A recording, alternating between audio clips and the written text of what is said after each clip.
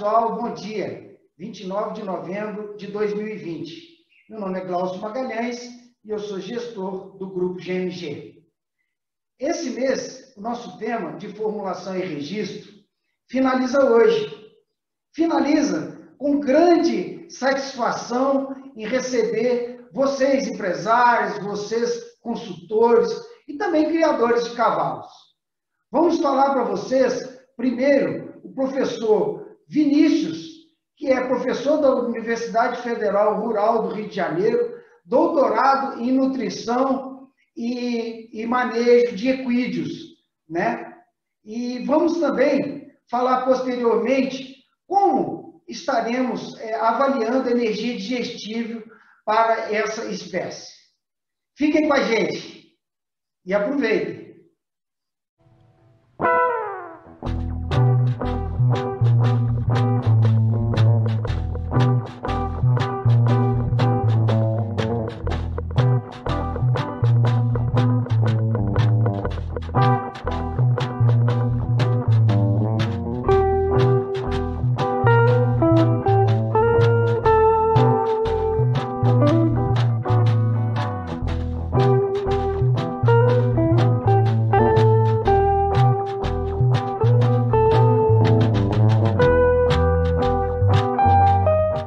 Olá amigos que acompanham o canal GMG Online.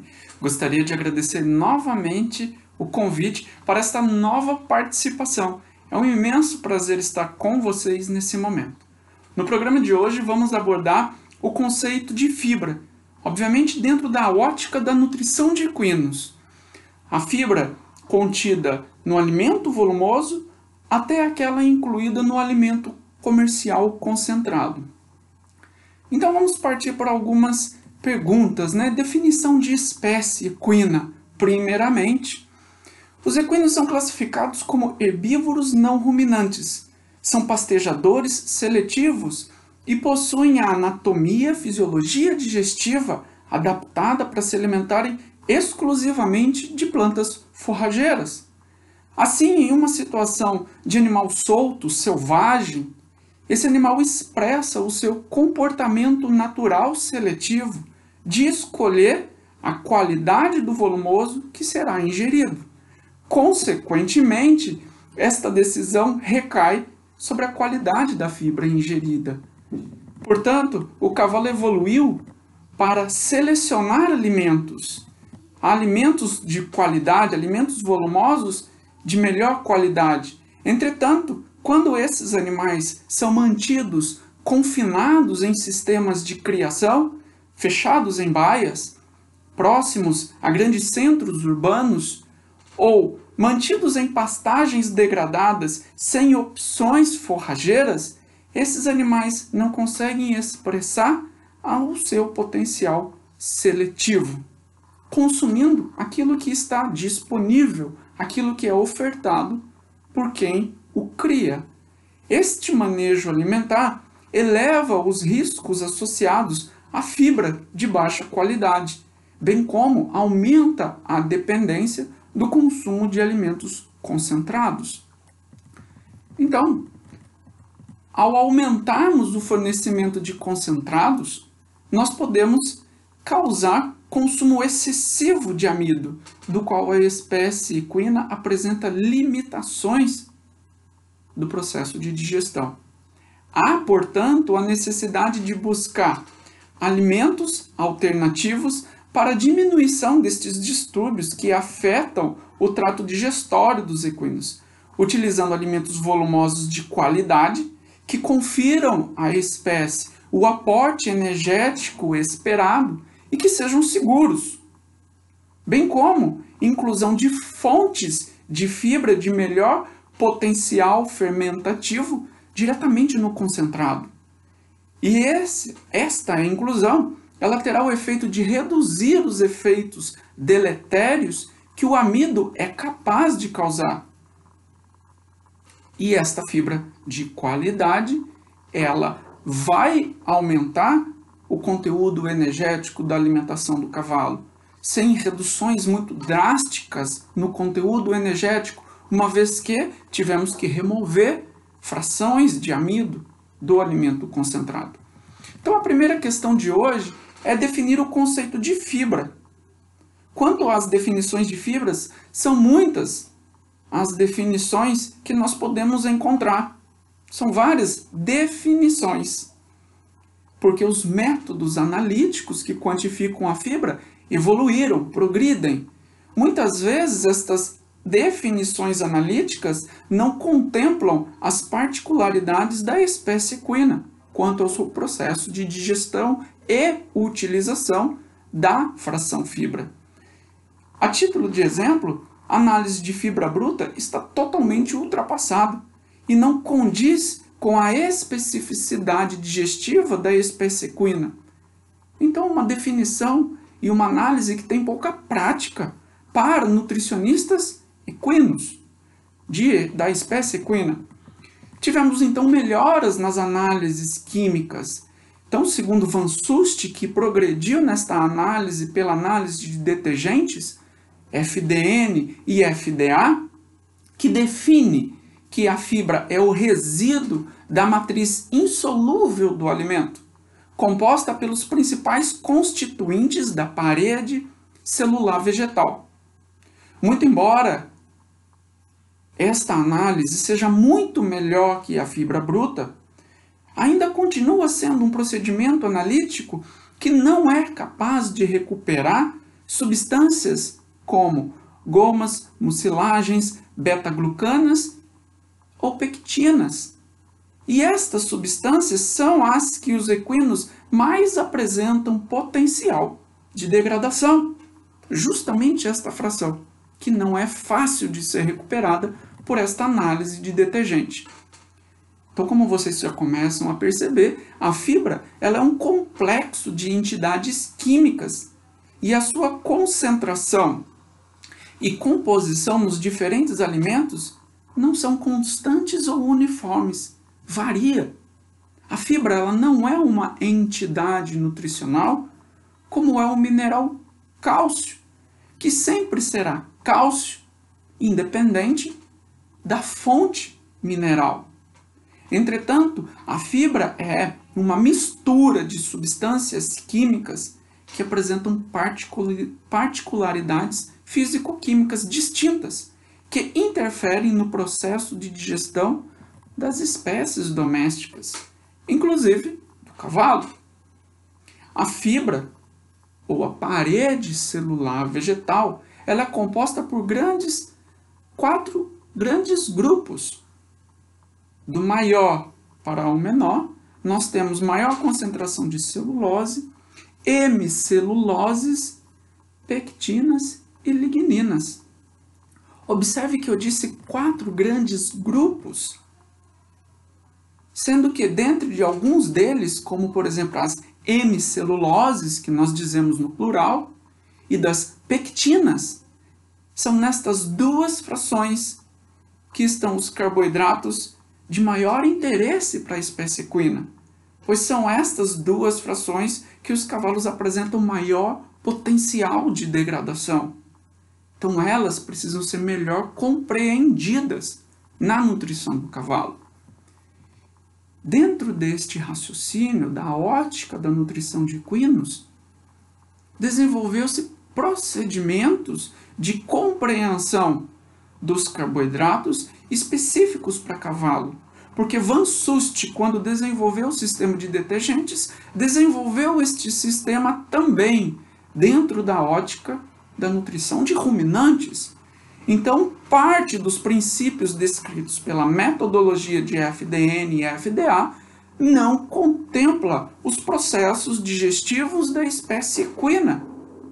E assim Hoffman, em seu artigo, separou os carboidratos, fez o fracionamento dos carboidratos, que leva em consideração os aspectos fisiológicos da digestão destes nutrientes, carboidratos. Separou em 3 frações: aqueles carboidratos hidrolisáveis, que assim são chamados porque são hidrolizados no intestino delgado, são solúveis, no caso, açúcares simples, e amido solúvel. Esta fração ela é hidrolisada pelas enzimas e geram moléculas de glicose ou frutose para serem absorvidas pelo epitélio intestinal, intestino delgado. Uma outra fração dos carboidratos, chamada de carboidratos rapidamente fermentescíveis. Eles apresentam uma particularidade. Aqui dentro deste grupo teremos os frutoligosacarídeos, os mananoligosacarídeos, galactanos, beta-glucanos, pectinas e amidos resistentes. Esta fração, ela tem particularidades no que diz respeito à propriedade de solubilizar em água, com mudanças na viscosidade e de adsorção de água, portanto, potencial higroscópico. São substâncias que se misturam com a água facilmente, mas não serão hidrolizadas no intestino delgado. Elas passam e serão rapidamente fermentadas no intestino grosso, preferencialmente usadas pelas bactérias que habitam o seco-cólon dos equinos. E, obviamente, este processo de fermentação desses carboidratos produzem os ácidos graxos voláteis. A este grupo, podemos atribuir uma denominação de fibra solúvel. A terceira fração descrita por Hoffman são os carboidratos lentamente fermentescíveis. São representados pela hemicelulose, celulose e ligninas. A esta fração corresponde exatamente à análise de FDN descrita por von Sust. E, portanto, esta fração ela é insolúvel e de lenta fermentação. A fração, então, de FDN, ou dentro do raciocínio da Hoffman, chamado de carboidratos lentamente fermentescíveis, contempla, mais uma vez, a celulose, hemicelulose e lignina. Dentro destes três elementos, o cavalo preferencialmente tem potencial de degradar as hemiceluloses. O cavalo degrada mal celulose, comparativamente aos ruminantes. Continuando nossa abordagem. Infelizmente, a análise da Hoffman não é uma prática nas fábricas, nos laboratórios de análise química presente nas fábricas de ração. Seria o nosso melhor caminho, mas não é uma análise comum de qualificar a fibra desta maneira, muito embora existam os trabalhos que nos orientem a isso. Assim, sugiro que, além de informarmos nos rótulos das rações o conteúdo de fibra bruta, que é obrigatório pela legislação, que sejam inseridas informações referentes ao conteúdo de FDN e FDA e de carboidratos não fibrosos. Desta forma, o nutricionista de equino ele vai conseguir ter melhor avaliação da qualidade da fibra e da quantidade que se está oferecendo. Essas análises também valem para aqueles alimentos volumosos, que devem passar pelos mesmos processos analíticos. Continuando. Que opções de volumosos nós temos, então, como adequados? Quais são os volumosos comumente usados dentro do sistema de produção de equinos na nossa realidade brasileira? Temos vários. Pastagens, principalmente, são as mais indicadas. O cavalo é um animal seletivo e, desta forma, tudo que ele escolhe para comer vai passar pelo seu critério de seleção. Desta maneira, podemos considerar que o cavalo, quando está livre nas pastagens de gramíneas, eles podem expressar esse comportamento. E esta é uma grande vantagem das pastagens.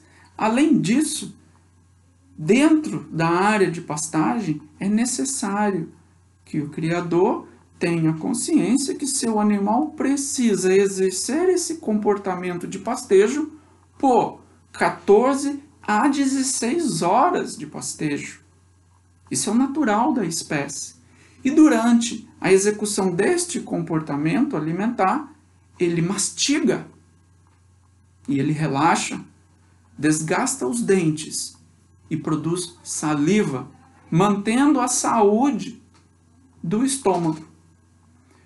Além disso, é nas pastagens que os equinos apresentam maior interação social. Então, favoreçam e disponibilizem pastagens para os seus animais. Dentro das pastagens, nós poderemos ter forrageiras gramíneas ou leguminosas. Dentre as gramíneas que mais se adequaram à alimentação dos equinos, na nossa condição de país predominantemente tropical, foram gramíneas do gênero Cynodon. São várias as gramíneas que nós temos no nosso país, de diferentes hábitos de crescimento e de valor nutricional, bem como de exigência de fertilidade de solo. As gramíneas do gênero Cynodon foram as que mais se adaptaram para o tipo de pastejo equino, porque o hábito de crescimento estolonífero rizomatoso desta espécie forrageira suporta o pisoteio da espécie equina, porque se pasteja de 14 a 16 horas, o cavalo caminha sobre esse pasto, pisoteando ele. Além disso, a estrutura do dossel forrageiro de gramíneas de crescimento estolonífero rizomatoso favorece o perfilhamento ponto a ponto e o cavalo não consegue remover as reservas que a planta possui. O hábito de pastejo do cavalo, ele é próximo ao chão, ele tem a capacidade de pastejar rente ao chão. E esse hábito, muitas vezes, em uma pastagem degradada, faz com que o cavalo atinja regiões anatômicas da planta, removendo as suas reservas nutricionais, e a planta perde potencial de perfilhamento e de enraizamento. E rapidamente as pastagens se degradam. Então, as gramíneas do gênero Cynodon, do tipo Coast Cross e Tifton 85, foram as que mais se adaptaram ao tipo de manejo equino. Leguminosas. Nós temos várias as possibilidades de plantas leguminosas que podem ser oferecidas para cavalo. Tradicionalmente, a leguminosa mais comum é a alfafa, usada no mundo todo. A alfafa, entre outras plantas, nós podemos usar. Ela é rica em proteína. Acontece que a alfafa ela não consegue ser vendida ou produzida em todas as regiões do nosso país. E nós temos estudos com outras forrageiras leguminosas de potencial de uso. Nosso país é muito grande e para cada região podemos ter leguminosas mais adequadas que atendam às necessidades do cavalo e que sejam consumidas, das quais o cavalo tenha consumo voluntário adequado. Já foram realizados vários estudos nacionais informando sobre valores de digestibilidade dos nutrientes, de consumo e de composição química, com dados confiáveis. A nossa equipe possui esses dados. Procurem estas informações. Dentre elas, nós temos o destaque do amendoim forrageiro, do feijão guandu, da leguminosa estilosantes, e no sul do país nós temos a presença do trevo branco. Importante ressaltar que ao oferecer estas plantas leguminosas para o cavalo, que a leguminosa não seja a única fonte de alimento volumoso. A leguminosa não deve ser o único volumoso disponível no planejamento alimentar do teu cavalo. Mas quando não dispomos de pasto, Quando nós não dispomos de gramíneas ou de leguminosas em consórcio, como que fica? O planejamento forrageiro, ele tem que ocorrer na propriedade rural. Podemos utilizar desde plantas de corte, gramíneas de corte, até alimentos conservados, sejam alimentos conservados pela desidratação ou pela fermentação, alimentos mais ácidos. Então vamos falar um pouco sobre alimentos conservados por desidratação, que são os mais comumente utilizados, os fenos. Temos fenos de gramíneas e fenos de leguminosa, sendo que as gramíneas, que apresentam maior potencial de produção e que produzem fenos de ótima qualidade, são as gramíneas Tifton 85 e Coast Cross. Obviamente, elas não são exclusivas para a produção de feno. Existem outras gramíneas de igual potencial de produção de feno, talos finos, muita folha, valor nutricional adequado. Mas o que nós temos na realidade do nosso país é maior proporção de áreas de produção de feno de Tifton 85 e Coast Cross. Então, são as que nós vamos encontrar em maior quantidade. Então, a outra planta seria o feno da alfafa, que é uma leguminosa. Busquem sempre alimentos volumosos de qualidade, em que vocês observem a coloração esverdeada do alimento, a maior presença de folhas, porque é isso que vai fornecer características avaliativas visuais de um bom feno. Façam a avaliação deste alimento. Evitem fenos amarelados, com muito talo. Estes fenos já terão a qualidade da fibra reduzida.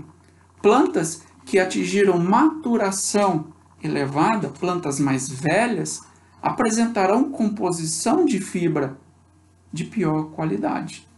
E o cavalo, ele vai sentir isso. Tanto do ponto de vista energético, que o valor energético desse alimento cai, quanto de aspectos que envolvem o trânsito da digesta, a presença de água dentro da luz intestinal do cavalo. Então, preocupe-se em oferecer fenos de qualidade sempre. Não havendo feno disponível, não havendo planejamento forrageiro na propriedade, temos alternativas. A mais comum é o feno, mas quais outras alternativas forrageiras dentro de um planejamento de uma propriedade? Nós temos as capineiras, o capim de corte. O capim de corte comumente usado são gramíneas do tipo Penicetum purpureum, que é o capim elefante, o napier. São plantas de corte. O corte desta planta, na idade adequada, gira em torno de 1,70 m, 1,60 m e 1,80 m, desculpa. É nessa altura. Antes ou enquanto a primeira folha da saia começar a amarelar. Essa é a idade adequada de corte para esta forrageira.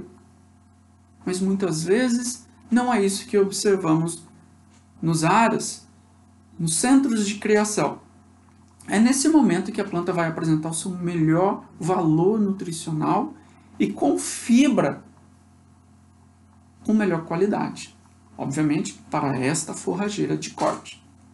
Passou disso, passou dessa idade, o capim a gente chama de passou.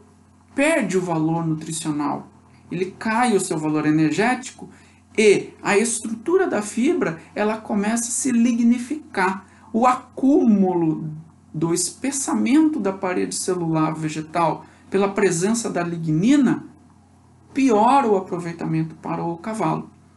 Isto é, a planta amadurece. Vai ocorrer espessamento da parede celular vegetal.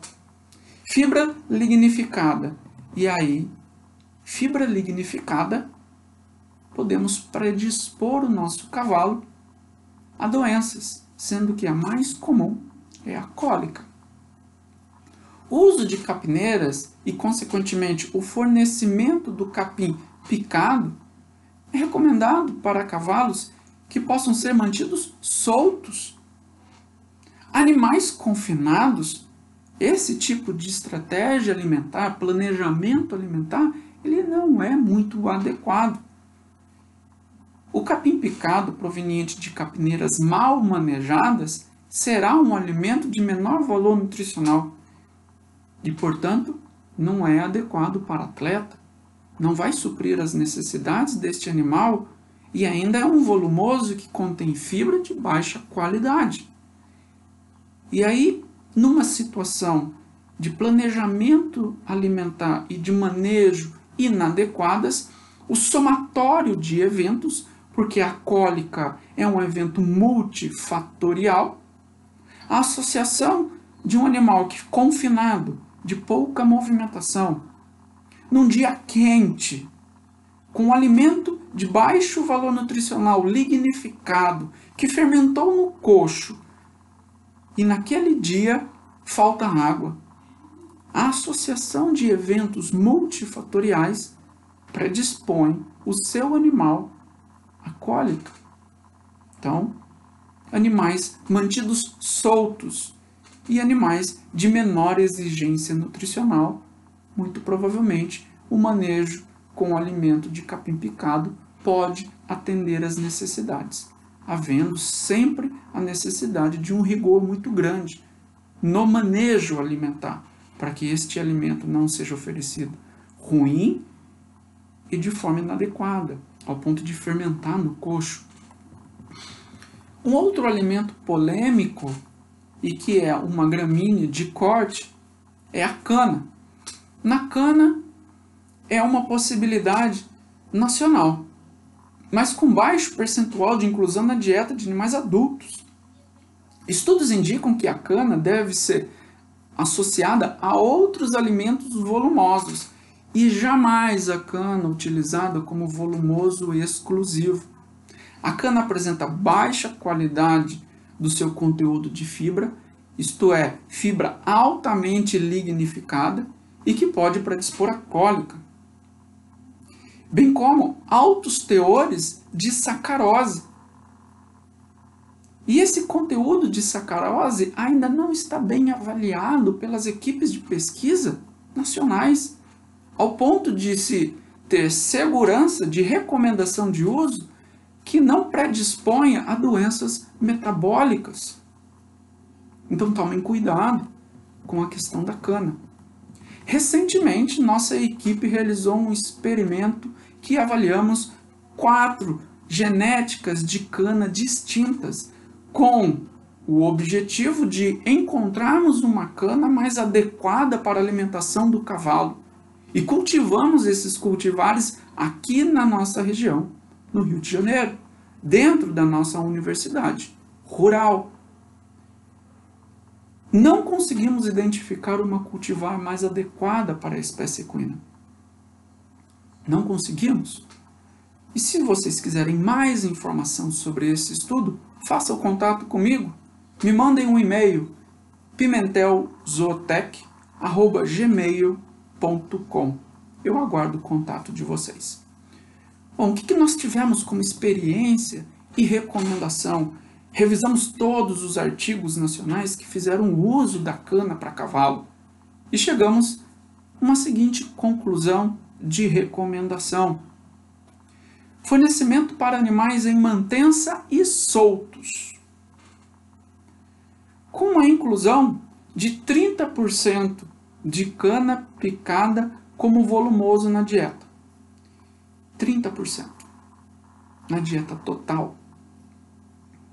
Isso representa aproximadamente 0,5% do peso vivo do seu cavalo. 0,5%. Então, para um animal de 400 quilos, aproximadamente 2 quilos de cana-de-açúcar na matéria seca serão oferecidos. De forma prática, considerando o teor médio de matéria seca das canas, que gira em torno de 26%, a quantidade limite oferecida na matéria natural seria de 7,7 quilos de cana picada na matéria natural por dia para um animal em mantença e solto. Essa quantidade de cana, nós revisamos todos os cálculos energéticos, A quantidade ela tem que ser sempre fracionada. E nesta quantidade que nós calculamos, será disponibilizado aproximadamente 5,1 megacalorias de energia digestível por dia, proveniente desse alimento volumoso que é rico em sacarose. Dentro destas condições, este valor representa aproximadamente 40% das necessidades diárias em energia digestível. E com este fornecimento, o manejo alimentar permite que exista a possibilidade de equilibrar a dieta, porque a cana ela tem limitações no seu conteúdo proteico, aminoácidico, vitamínico. Então, nestas condições, permite equilibrar a dieta com outros alimentos, não devendo ser oferecida a cana para éguas gestantes, cavalos atletas e potros. Perfeito? Então, como vocês puderam ver, apenas animais em mantença, mantidos soltos, podem receber esse tipo de alimentação, segundo nossas recomendações. Alimentos fermentados. Nós temos dois tipos de alimentos fermentados, conservados por fermentação lática. E eles diferem entre si pelo seu teor em matéria seca. Um com teor de matéria seca mais baixo e outro com teor de matéria seca mais alto. Então vamos falar sobre as silagens, que comumente são produzidas a partir de milho, planta inteira, ou sorgo, planta inteira, mas podem ser produzidas a partir de outras gramíneas, como capim-elefante, desde que se faça uso do manejo adequado da produção da silagem e inclusão de aditivos. Por quê? Porque tanto o milho quanto o sorgo, planta inteira, apresentarão carboidratos solúveis na sua composição. E esta presença de carboidratos solúveis é o que garante o start inicial para a fermentação adequada.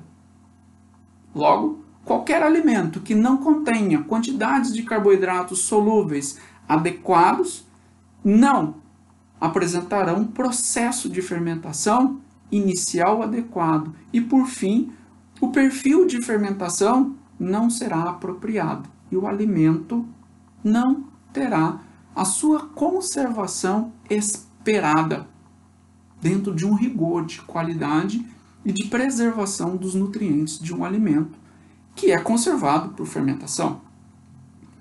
Na silagem, a fração fibrosa desse alimento é de menor valor nutricional, porque a planta está deslocando seus nutrientes para o enchimento dos grãos. Então, a fibra contida nesse alimento volumoso, que foi cortado como planta inteira, já é de menor valor nutricional, para a espécie equina principalmente. Além disso, as silagens vão apresentar menor conteúdo em vitaminas, em proteínas, aminoácidos e apresentam resíduos de amido que não foram convertidos em ácido lático. Então a silagem apresenta amido. Bom, como é um alimento que não tem todos os nutrientes equilibrados, balanceado, esse animal muito provavelmente receberá uma suplementação concentrada. E este casamento, silagem, alimentação concentrada, aumenta os riscos do animal que recebe este manejo alimentar a sobrecargas de amido.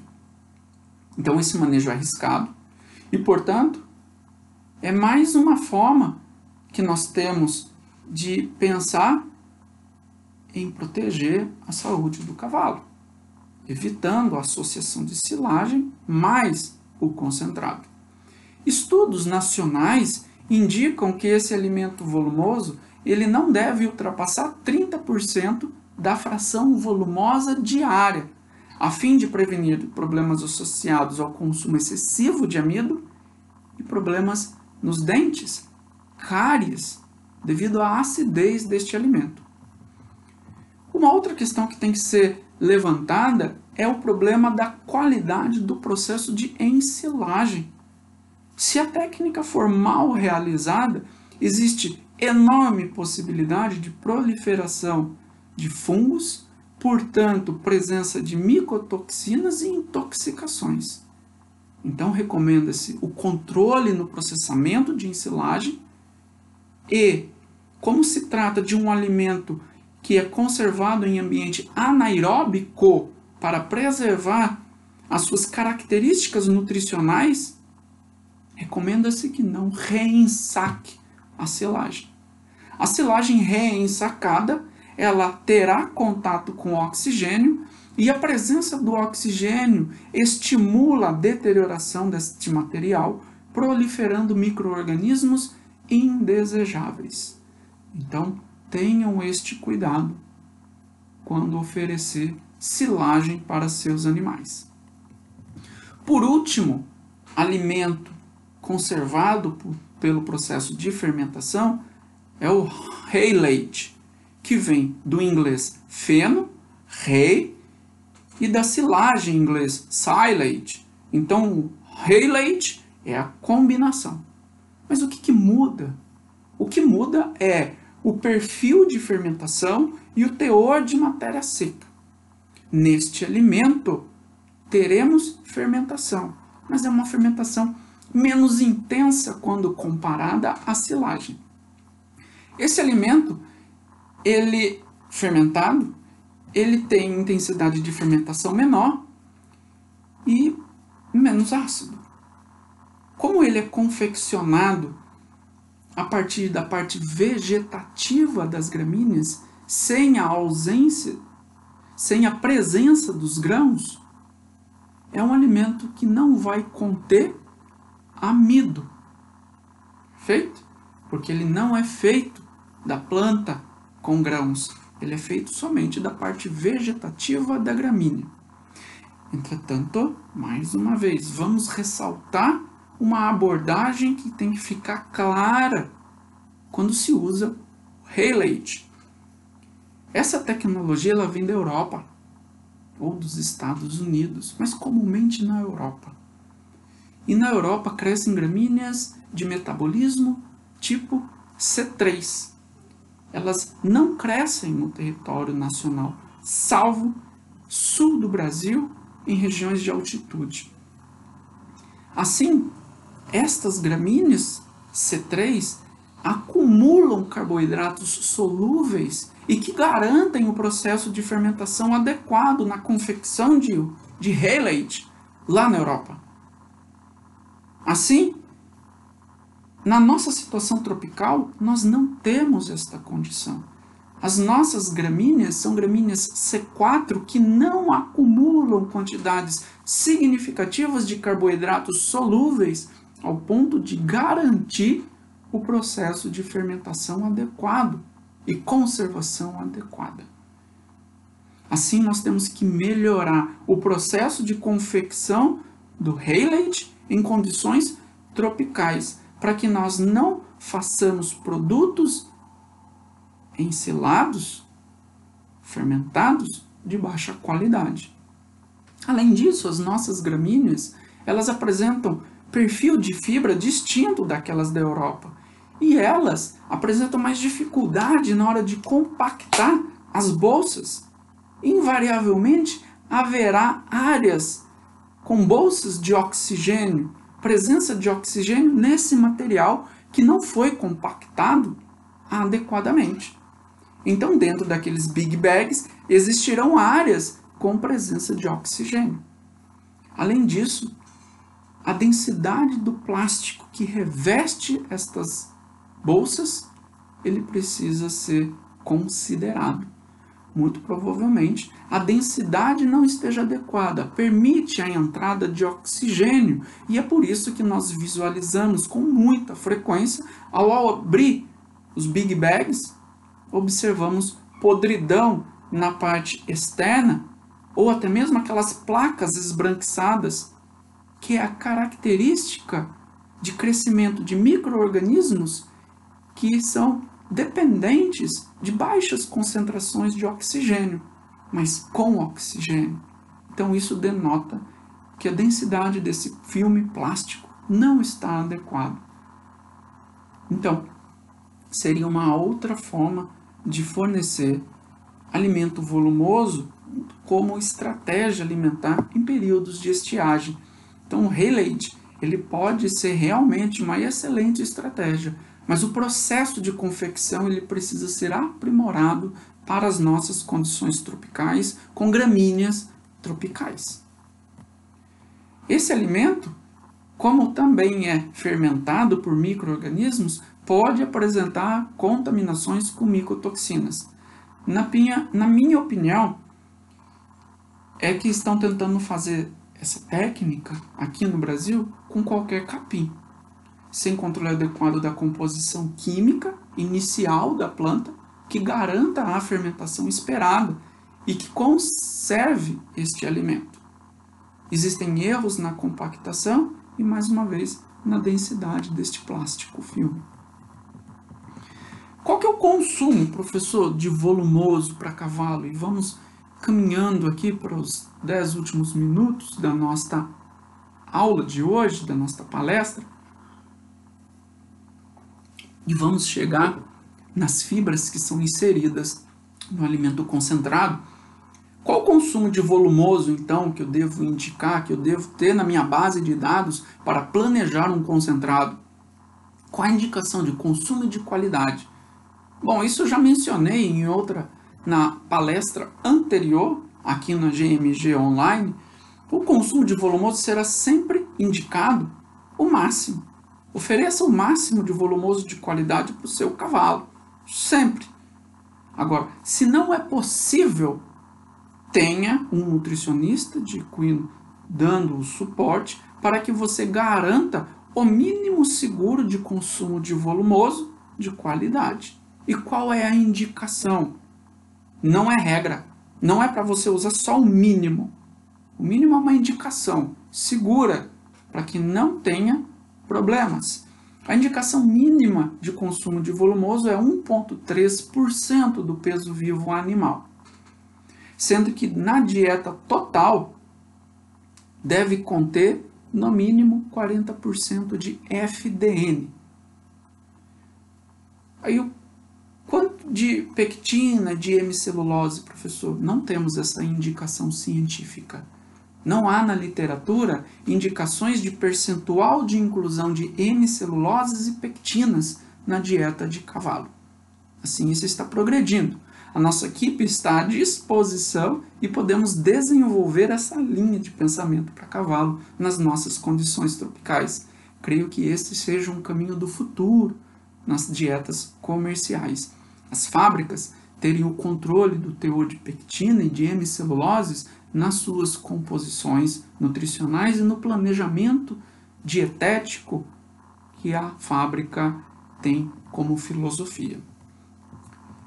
Por último, a gente vai entender por que o mercado, então, busca por maiores informações referente a fibras de qualidade.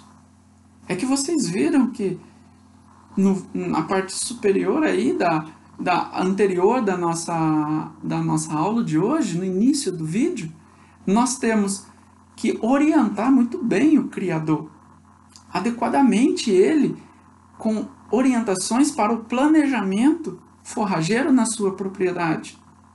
Se ele não tem esses recursos forrageiros, durante o período de estiagem, ou se acontecer algum problema, ele vai ter que recorrer a alimentos conservados. E muitos desses alimentos conservados ou alimentos de corte podem apresentar problema para o cavalo.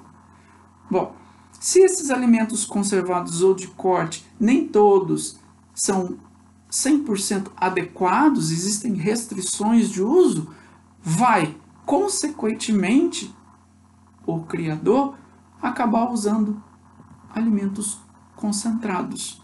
Vai usar o alimento comercial, recaindo, portanto, sobre as fábricas, recaindo sobre o concentrado, a necessidade de melhorar a qualidade da fibra incluída neste concentrado.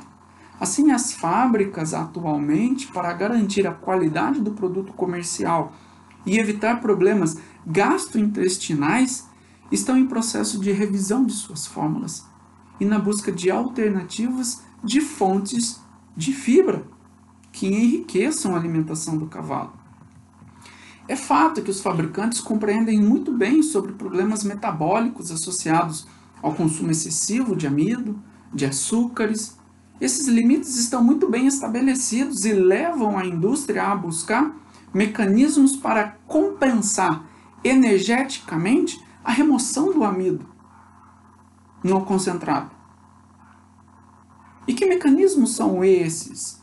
Mecanismos de manipulação dietética, como adensar a dieta pelo uso de óleos vegetais, já é muito bem explorado, mas também tem limite de inclusão, porque pode apresentar problemas de processamento e nas embalagens.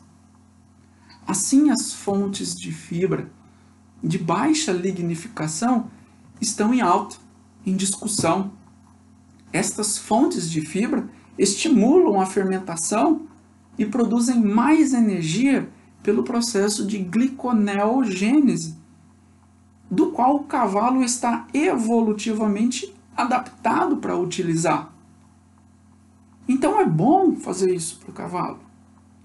Por fim, com a inclusão destas fontes de fibra, são atendidos os apelos de manutenção da saúde do microbioma, das bactérias, daquela comunidade chamada microbioma, do bem-estar animal e da saúde do trato gastrointestinal como um todo.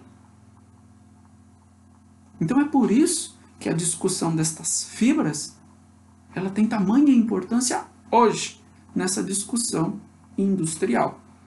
E quais opções de matérias-primas a indústria possui para incluir estas fontes de qualidade no concentrado para cavalo? Aqui eu vou abordar algumas. Nós já estamos chegando ao fim da nossa palestra de hoje. Então, após a introdução do nosso vídeo sobre conceitos de fibra, vimos que a fração de fibra que os cavalos mais aproveitam, degradam, são as hemiceluloses e as pectinas, e que estas duas frações são compostas por várias substâncias dentro delas. E aqui vale um posicionamento pessoal. É o meu posicionamento como pesquisador da nutrição de equinos. Nutricionalmente, não existem nutrientes fantásticos ou supernutrientes, bem como não existem superfibras. Elas não são novidade na nutrição animal, não são novidade na nutrição de cavalo. Elas sempre existiram nos alimentos. Mas agora, a necessidade fez com que as indústrias olhassem para estes ingredientes, para estas substâncias presentes na fibra, com outros olhos, trazendo maior importância nesta discussão. Estes componentes químicos sempre estiveram presentes na alimentação do cavalo. Respeito muito marketing, tem que existir, faz parte do nosso negócio, mas não existe nenhum supernutriente. Nós não inventamos nada, nutricionalmente falando. Então vamos entender que componente é esse que estamos focados nesse instante dentro da indústria. E chegando ao fim, nós temos aí alguns minutinhos a mais somente. É exatamente a fração que corresponde aos carboidratos rapidamente fermentescíveis, descritos por Hoffman. E esta fração, ela não é quantificada pelo sistema de detergentes de Van Sust, FDN e FDA, desenvolvido para ruminante. E é justamente dentro desta fração, carboidratos rapidamente fermentescíveis, que nós temos a pectina. É lá que ela está. E dentro da pectina ainda temos muitas outras substâncias e que são de interesse para a nutrição equina. A pectina na planta, ela tem função cimentante. É diferente da celulose e das hemiceluloses que formam fibras. A pectina, ela preenche os espaços entre as fibras. Portanto, as pectinas apresentam conformação química que permite mais fácil degradação pelas bactérias do seco-colo. E aí elas disponibilizam mais rapidamente a energia para os cavalos. Dando continuidade, a pectina ela vai variar entre os alimentos, claro, e das matérias-primas na fábrica, óbvio. Dentre os alimentos volumosos, as gramíneas mais jovens apresentam mais pectina, porque as células das plantas são mais jovens. E é por isso que o cavalo busca por alimentos mais jovens, de melhor qualidade, porque ali ele encontra a fibra mais fácil de ser degradada. Gramíneas velhas, passadas, apresentam espessamento de parede celular vegetal e redução da composição em pectina. Comparativamente, as leguminosas apresentarão mais pectinas em relação às gramíneas. Daí os efeitos benéficos de inclusão de alfafa na dieta de cavalos, melhorando o perfil fermentativo, não somente pelo alto teor de proteína da alfafa, mas também pelo perfil de fibra presente no feno de alfafa. Continuando. Mas existem outras fontes que podem ser adicionadas, que contêm pectina. Voltando a este assunto, é importante ressaltar que a fração pêctica do alimento, ela não é uma entidade nutricional, ela não é uma substância, ela é uma mistura de substâncias e que vão mudar de matérias-primas, muda de composição. E esta composição da pectina é que tem o real interesse para a indústria do cavalo, para o sistema de produção, para o desenvolvimento de dietas que tenham melhora no perfil fermentativo. Dentre as substâncias que estão presentes na composição da pectina, nós podemos citar as arabanas, perfeito? As galactanas e o ácido urônico, ou ácido poligalacturônico. Esses três elementos são elementos-chave para o processo de fermentação adequado na espécie equina. Para finalizar, eu comento então quais matérias-primas contêm estas frações e seus conteúdos de pectina e de substâncias acima descritas que fazem parte da pectina. Não tem, obviamente, uma gama de informações mais aprofundadas sobre estas substâncias que compõem a pectina. Perfeito? O ácido urônico, arabanas, galactanas.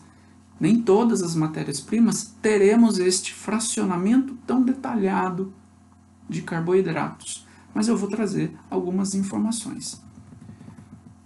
Para fazer este fracionamento de carboidratos, eu reforço que essas substâncias só podem ser quantificadas dentro da pectina por análises enzimáticas específicas, que não são rotineiramente aplicadas dentro das fábricas.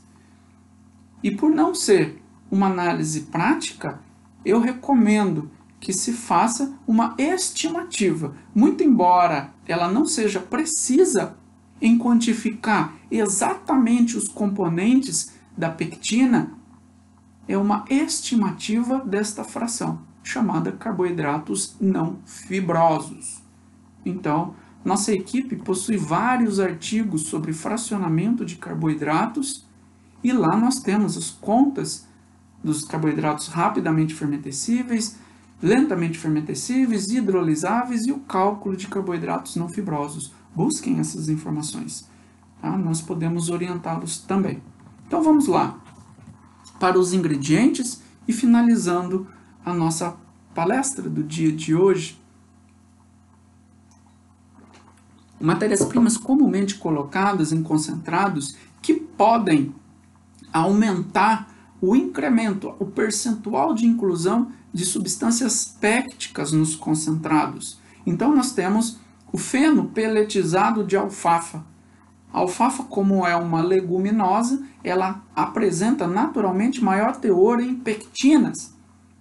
Mas atenção, geralmente a alfafa peletizada ela é inserida dentro desta formulação amidos e açúcares para que garanta a qualidade do processo de peletização. Então atenção a esses teores no momento da formulação. Na alfafa, o teor médio de carboidratos não fibrosos, e aí dentro tem a pectina, aproximadamente 22% de carboidratos não fibrosos. A outra matéria-prima, chamada polpa de beterraba branca peletizada. Esta polpa de beterraba também é vendida peletizada, ela é uma matéria-prima importada e por ser um coproduto da indústria açucareira, existe resíduos de açúcar neste pellet e ele deve ser considerado porque ele vai incluir sacarose na alimentação do cavalo. Então considerem sempre esta questão no uso da polpa de beterraba pelletizada. De todas as matérias-primas disponíveis para serem incluídas nos alimentos concentrados, a polpa de beterraba é aquela que apresenta o maior teor de substâncias pectínicas, sem dúvida. Entretanto, é um alimento muito caro, porque ele é importado, nós não temos disponível no mercado nacional. Então vamos aos teores, e aqui, como a polpa de beterraba e alguma outra matéria-prima que eu vou citar à frente são matérias-primas muito bem estudadas, mundo afora, eu tenho a composição daquelas substâncias específicas dentro da fração pectínica. Então o teor de arabinose é de 141 gramas por quilo de matéria seca. O teor de galactose, 36 gramas por quilo de matéria seca. E de ácido urônico, 153 gramas por quilo de matéria seca. Todas as informações foram retiradas de artigos publicados em revistas científicas de alto impacto, específicos para a alimentação de cavalo.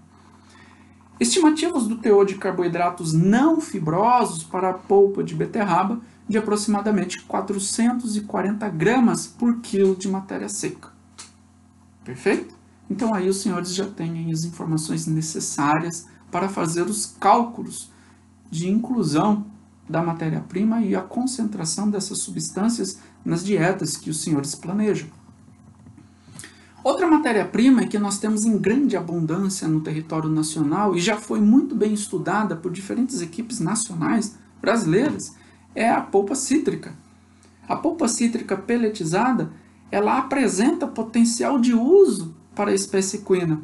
Entretanto, a forma como ela é produzida, o processo de beneficiamento desta matéria-prima, com queimas de madeira para o processo de aquecimento, então é uma substância que absorve e acumula o cheiro desta queima da madeira.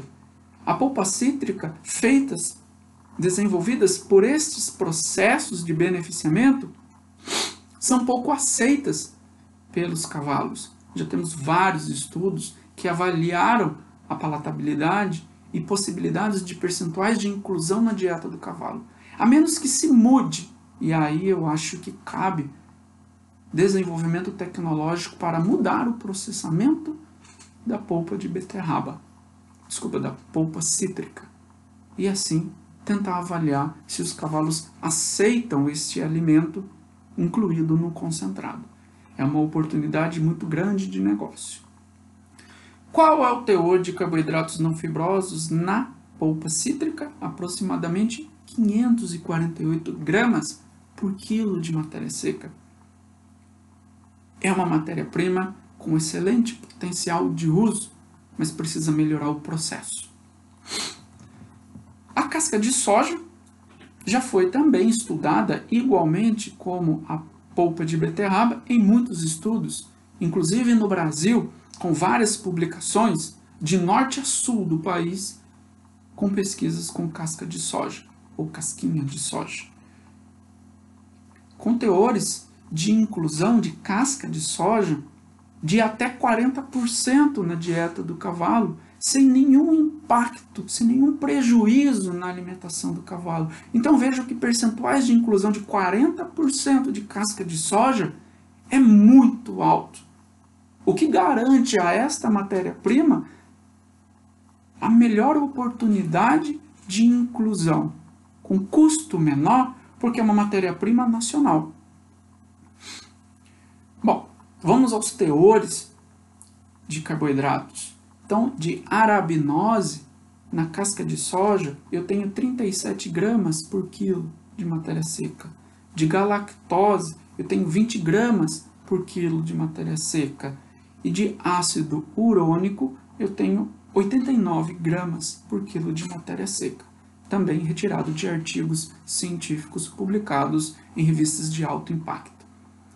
As estimativas de carboidratos não fibrosos, aproximadamente de 198 gramas por quilo de matéria seca.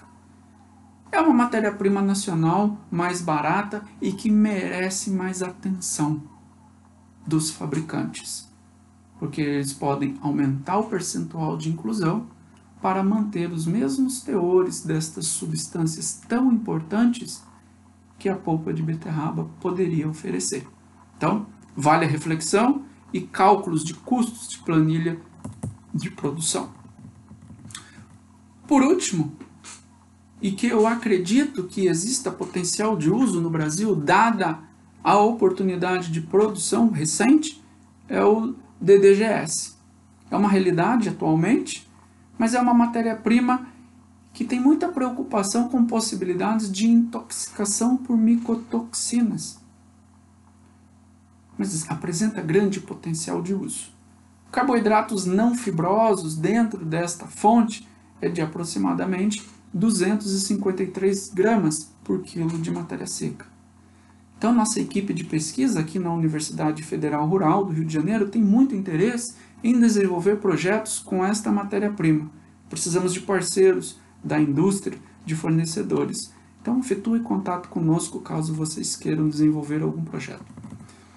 Por fim, para maiores informações sobre o potencial de uso destas fontes de fibra rapidamente fermentescíveis, vocês podem avaliar um estudo que nós fizemos na nossa equipe sobre a viabilidade de inclusão de polpa de beterraba e de casca de soja em produtos 100% extrusados.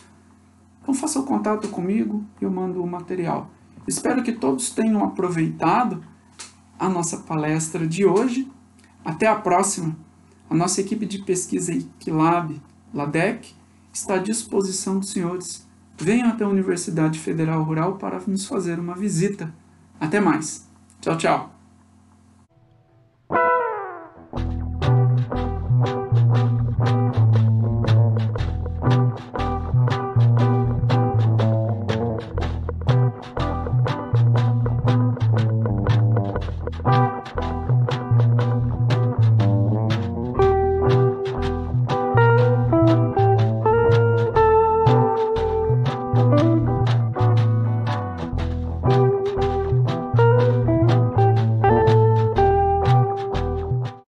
Então, pessoal, depois de uma aula dessa aí, né, é até difícil falar.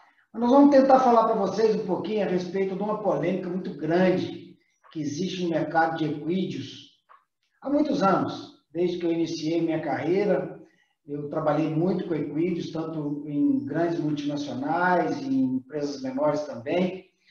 Mas no início da minha carreira já existia essa polêmica. E ainda hoje persiste essa polêmica, embora tenhamos informações muito mais verídicas, muito mais concretas, muito mais científicas hoje dentro do nosso mercado de rações e suplementos para equídeos. Então eu vou tentar elucidar algumas coisas aqui, algumas diferenças de antes e de hoje, e como a gente pode encarar, né, esse mercado de equídeos, que recentemente fui contratado para desenvolver ou para reformular uma linha e comecei a ver que cada vez mais os produtos estão ficando bonitos e piores. Incrível isso.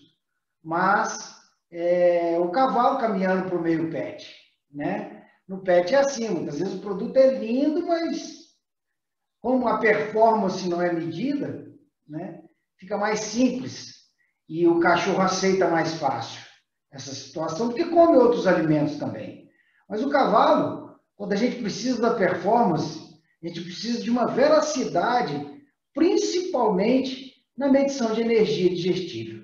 E é isso que eu vou tentar falar para vocês rapidamente, tá? É um assunto muito interessante, mas a gente tem pouco tempo para isso, mas a gente pode vir a falar novamente a respeito desse assunto nos próximos programas, tá bom? Então eu vou passar para vocês aqui uns slides, né? Onde vão mostrar algumas coisas práticas que eu vivo no meu dia a dia, tá certo? Então, é energia digestível para equídeos, uma visão muito prática, tá? Embora aí eu agradeço já de muito bom grado ao professor Vinícius por ter me ajudado nessa palestra e na averiguação de alguns dados. Agradeço imensamente os meus mestres, o professor Fernando Queiroz, o professor Alexandre Gobesso e também o meu primeiro gerente, o meu primeiro chefe, o meu primeiro que me colocou realmente no mercado de equídeos no Brasil, que foi o Celso Lorenzo, que na época era gerente de produtos da Purina. Então, eu vou começar com vocês falando um pouquinho como aferir na prática, né? Nós vamos estar respondendo essas perguntas, como aferir, como justificar um produto, uma qualidade do produto ou uma dieta. Como que nós vamos trabalhar essa relação custo-benefício de produtos, rações e ingredientes no mercado? Por que calcular a energia digestível? Como adequar essas tabelas novas aos processos industriais? Nós não temos resultados, muitos resultados, né? Embora achei algumas pesquisas aí do professor Gobesso, algumas do professor Fernando Queiroz e outras também no mercado, mas que ainda não elucidam totalmente os processos industriais e as características dos mesmos. Só diz se o produto é extrusado ou não, mas como ele foi extrusado, né? Quais são os parâmetros industriais que foram utilizados? E qual a tabela de ingredientes que nós podemos utilizar na hora das formulações dos nossos produtos, sejam eles comerciais, sejam eles em consultorias, em trabalhos direcionados em aras e criatórios, né, e centros hídricos. Aí o Celso Lorenzo me apresentou esse slide há 20 e poucos anos atrás, né, Celso? O Celso deve estar nos assistindo aí, ele vai lembrar, né? Quais são os fatores que afetam a digestibilidade dos nutrientes, a digestibilidade da energia, do amido, etc. Quais são os ingredientes que você vai estar utilizando para fornecer esses nutrientes? Qual o processamento industrial usado nesse ingrediente e de que forma ele foi utilizado? Quais são as quantidades ingeridas pelo animal aí de cada alimento e de que forma isso vai ser metabolizado pelo animal? E o manejo nutricional, como ele é oferecido, que para mim é uma coisa tão importante quanto os outros parâmetros. E não deixar, né, de avaliar a categoria, a necessidade, ou qual é a espécie, ou qual é a raça, né, que está sendo favorecida com esse produto, tá certo? Temos que deixar bem claro qual o objetivo do produto que nós estamos utilizando e da dieta que nós estamos utilizando. As exigências em energia digestível, né, do NRC de 98 para o de 2007, nós temos uma variação muito interessante, nos facilitou muito como técnicos, que é a introdução da categoria, ou vamos dizer, da categoria muito intenso, né, da exigência daquele animal que trabalha, que tem um trabalho muito intenso. Isso aqui é pela categoria de trabalho. E esse aqui é um gráfico que eu achei na internet, de um trabalho também, que mostra aqui claramente que quando a gente vai aumentando o peso do cavalo, ele vai aumentando a sua capacidade digestiva e também aumentando a sua necessidade energética, porque ele tem uma necessidade energética basal, ou seja, uma necessidade energética de mantença, que quanto maior o peso, maior será essa exigência. Mostrado aqui também pelo NRC. Achei um trabalho interessante a respeito de processo do professor Gobesso e alguns alunos e algumas pessoas do Departamento de Nutrição lá em Pirassununga, e ele chega à conclusão que a extrusão e a floculação do milho constituem importante ferramenta na alimentação de equídeos com alta exigência energética, por propiciar um balanço energético maior, cujo uso deve ser criterioso para evitar problemas associados à taxa de glicemia pós-prandiais elevadas. Aqui é só um exemplo que eu dou para vocês de como é importante, né, o processamento, né, o processo e qual é esse processo, de que forma ele foi realizado.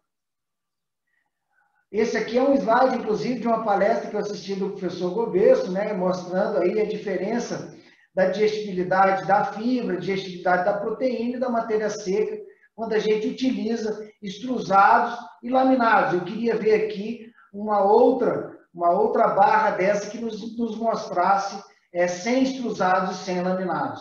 Seria bastante interessante. Mas fica aí a dica para o professor Gobesso e para alguns outros cientistas que estão nos observando agora.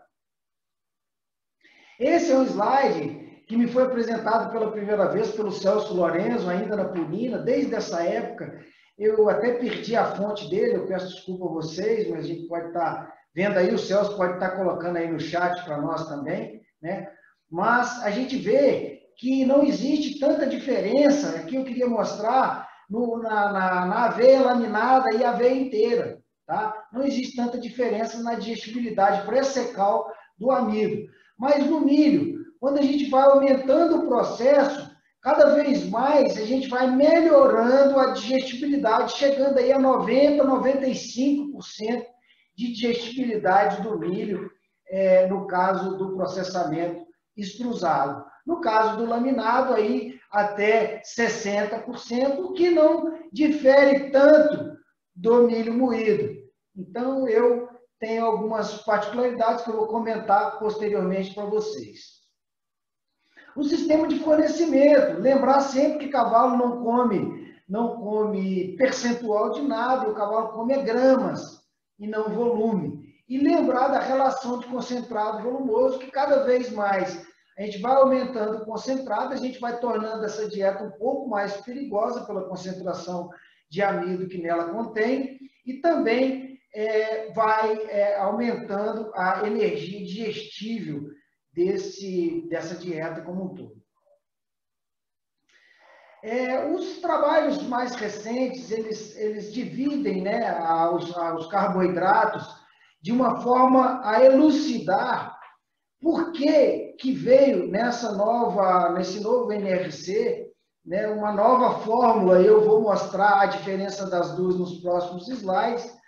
Quando o Pega nos apresentou, o professor Fernando Queiroz também, entre outros, nos apresentaram novas fórmulas para calcular a energia digestível, levando em conta a hemicelulose, a fibra detergente neutro e a fibra detergente ácido, que muito bem representada está nesse parâmetro, que não vem ao caso, a gente está esmiuçando demais. Então, eu desenvolvi aqui três concentrados do mercado de equídeos, aí, um comercial, um para performance e um energético. Fórmulas minhas, ok? E nelas eu vou comparar as duas tabelas utilizadas hoje, né, utilizadas no passado e a utilizada hoje para a energia digestiva. Então, nós temos aqui um produto comercial, né, aquele primeiro produto comercial lá.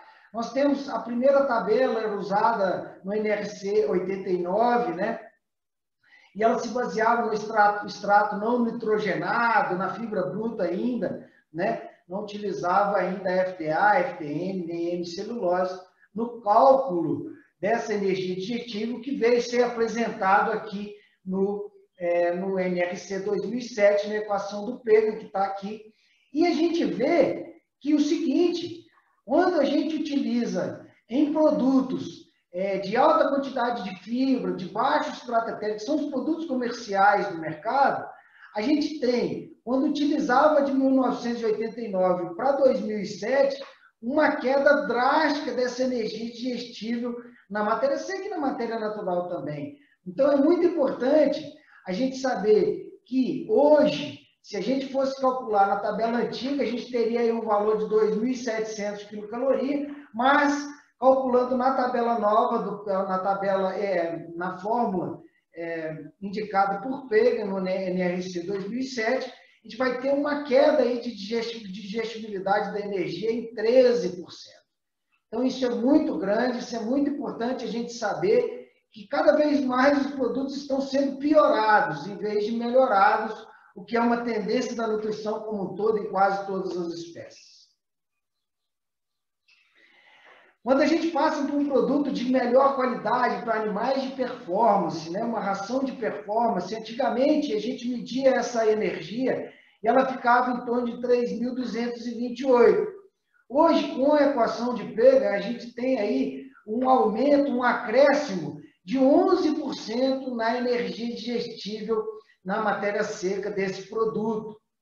Então, é muito importante que a gente veja que no novo NRC, a gente está tendo uma valorização maior dos produtos melhores, dos produtos realmente concentrados, né, com menor quantidade de fibra, menor FDA, né, e que possa trazer para nós uma energia realmente prontamente disponível para o animal. Então, é muito importante a gente ter essa ideia em mente.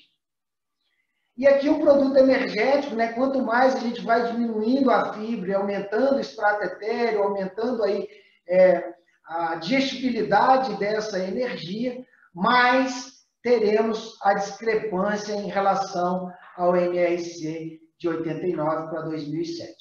Tá bom? Aqui no caso de um energético aí, né, com 4.000 quilocalorias, mais ou menos antigamente, hoje a gente pode estar considerando em torno de 5.000 quilocalorias e é muito expressiva essa diferença aí.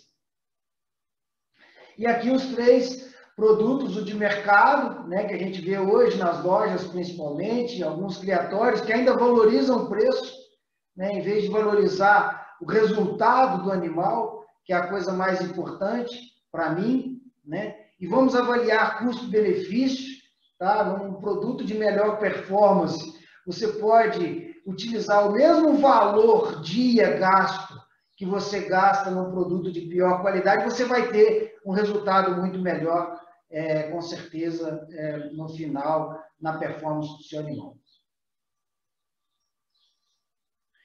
Considerações finais. Na prática, nas dietas individualizadas, aí aproveitando aí slide do professor Alexandre Cobesso, slide do professor Fernando Queiroz, né, que são as pessoas que nos ajudaram muito nesse crescimento aí da nutrição de equinos no Brasil, né, e me ajudou muito na minha carreira profissional.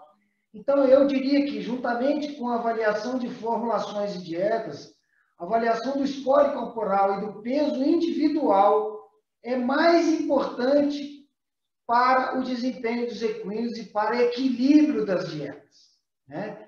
Então, o animal está com certa quantidade de trabalho, está engordando, porque a dieta está mais energética do que ele tem necessidade naquele momento. Se o objetivo não é ganhar massa muscular, né? O objetivo é performance. porque muitas das vezes pode ser, né, no caso aí de dietas individualizadas para morfologia, você tem interesse em ganhar musculatura e não gordura, né? Então, muito cuidado também aí na hora de trabalhar com animais em morfologia. E no crescimento a mesma coisa, né? A performance de crescimento não tem a necessidade de ganho de gordura, e sim de musculatura e crescimento ósseo e dos tendões, né? E outra coisa muito importante na dieta individualizada, cada cavalo vai comportar de uma forma diferente. Aí a grande importância dessa individualização do peso e a aferição desse peso. Isso vai estar sendo baseado nos sentidos, do conhecimento dos sentidos do cavalo, da morfofisiologia, das particularidades de cada um, gostos, sabores e reações com os alimentos, e dos objetivos, genética, habilidades, etc. Outra consideração final, na prática, utilizar sempre ingredientes processados que melhoram a digestibilidade e usar volumosos de boa qualidade. Nas dietas comerciais, né, eu coloquei aí até para o Celso Lourenço lembrar, e os que lembram aí da Purina, que foi uma grande empresa na área de equídeos e hoje aí representada com uma outra marca, a Purina nos ensinou muito e ela introduziu no mercado, na época, o milho extrusado e alguns extrusados também, que vieram a favorecer muito a digestibilidade da energia. E é dessa forma eu indico muito, não o milho laminado, porque tem graves problemas no milho laminado, além de estar expondo esse milho ao ataque de pragas e fungos, né? A gente pode estar também não beneficiando quando existe diferença de tamanho desse milho, né? O laminado, ele tem que ter um milho de alto padrão e alta qualidade para que ele realmente fique totalmente laminado. Mas ele expõe muito o produto ao ataque de pragas, como já disse. Então, nós devemos avaliar o mercado e padronizar uma fórmula para avaliação e método de comparação. Ou seja, hoje eu indico a do Pegan, mas tem algumas análises ainda feitas na outra tabela, porque no mercado, às vezes, a gente não acha a FDN dos produtos e a gente precisa ter realmente um método comparativo que me faça comparar um produto com o outro, com os dados não muito, com acurácia não muito grande, mas que possa nos dar uma comparação mais honesta e justa. Cuidado com modismos e siga buscando sempre alimentos alternativos de maior digestibilidade da energia e da proteína e que tenham um melhor custo-benefício. Tá? Ração melaçada, por exemplo, é um mito, né? Está trazendo muita beleza para os produtos, cheiro, né? As características organolépticas muito interessantes, mas e a performance? Ela aumenta a performance? Muitas vezes não, e muitas vezes está aumentando o custo. Então, nós estamos levando a ração de cavalo, eu já vejo hoje rações coloridas, né? Já estamos levando o cavalo para o meio pet aí. E não é esse o cavalo que nós temos de performance. Pode até ser em sítios, em alguma situação onde não tenha tanta exigência de energia, mas não é esse tipo de ração que vai trazer performance para os nossos equídeos atletas. Laminados têm alto custo. E qual o benefício disso? Esse custo ele consegue trazer um benefício para o animal que justifique o investimento para o cavalo atleta? Vamos trabalhar bastante com isso. Nós, técnicos profissionais, precisamos estar informando ao mercado dessas particularidades para que a gente não possa ver cada vez mais produtos aí piores que a volumoso. Tem muito produto no mercado que eu tenho avaliado que é preferível soltar o cavalo para o pasto. Então é isso, pessoal. O que eu queria deixar claro para vocês é justamente essa visão. Aqui tem os meus contatos. Se alguém quiser aquelas tabelas, a gente pode estar distribuindo para vocês, né, através do meu e-mail. Pode me mandar aí que a gente pode estar colocando para vocês aí um método comparativo interessante, tanto para rações comerciais quanto para dietas individualizadas. Eu agradeço muito a vocês, o tempo de vocês aí por por ter nos assistido, o professor Vinícius, eu agradeço demais também. E fiquem com a gente e até o próximo domingo. Muito obrigado.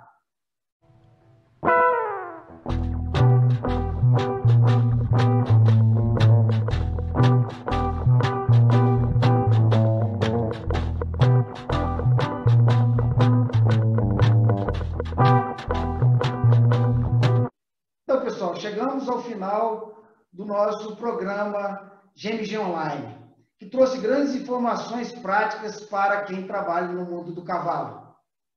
No mês de dezembro, teremos o tema Ingredientes e Nutrientes, que, em particular, este mês, só teremos no primeiro final de semana de dezembro, às 10h30. Como sempre, o programa será intitulado Ingredientes e Nutrientes e trará grandes novidades para a gente, inclusive introduzindo o curso da professora Ananda, que será na segunda quinzena de janeiro, que é Ingredientes e Nutrientes para Pet, e posteriormente também o curso da doutora Flávia, que nos falará sobre nutrição e formulação para pet, com participação minha e do doutor Carlos Magno. Espero vocês no próximo domingo. E, por favor, não se esqueça, você empresário, temos aí o lançamento da Ingredientes e Nutrientes, a revista que promete revolucionar o mercado de ingredientes para todas as espécies animais. Obrigado, obrigado pela presença, obrigado pelos nossos patrocinadores, aí a Bioquem, a BTA, a Ferraz Máquinas e todos os nossos apoiadores, a Optimo Informática, a Editora Estilo e a Vetline. Obrigado, obrigado mesmo. Fiquem com a gente no próximo domingo e espero vocês lá.